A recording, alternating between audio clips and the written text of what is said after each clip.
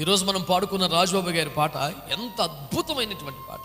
నాకు అన్నిటికన్నా ఆశ్చర్యం ఏంటంటే ఆ పాట ఆయన ఆ స్థాయిలో 60 ఏళ్ళ వయసులో, అప్పటికి ఆరోగ్యం చాలా తగ్గిపోయింది. ఆయనకి భార్య బిడ్డలు లేరు గనక, ఒంటరిగా ఉంటున్న పురుషుడు గనక, విశ్వాస బిడ్డలు ఎవరైనా వస్తే, కూతురు లాంటి వాళ్ళు వచ్చినా, తల్లులు లాంటి వచ్చినా, లోకం పాపిష్టి మాటలు మాట్లాడద్దని ఆదివారం తప్ప ఏ స్త్రీ చర్చి క్యాంపస్లోకి రాకూడదని ఒక చండ శాసనం పెట్టాడు. చచ్చిపోయిందాక మాటించాడు దాన్ని.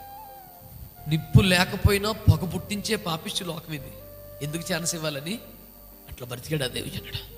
ఆ దైవజనుడు 60 సంవత్సరాల వయసులో పాట రాస్తే ఏమో రాయాలి, నా బతుకంతా ఒంటరిగానే జరిగిపోయింది, నా గుండెలో ఉన్న బాధను చెప్పుకోవాలని ఉంది ప్రభా, గూడు కట్టుకున్నటువంటి నిరాశను చెప్పుకోవాలని ఉంది ప్రభా అంటారు కదా. గుండెలో దాచుకున్న ప్రేమని చెప్పనా, ఆ ఒంటరితనంలో నిండా యేసయ్య మీద ప్రేమే ఉందంట ఆయనకి. అసలు ఆ భక్తుల్ని మనం ఎలాగా అర్థం చేసుకోగలమండి పరిశుద్ధులు? మనకైతే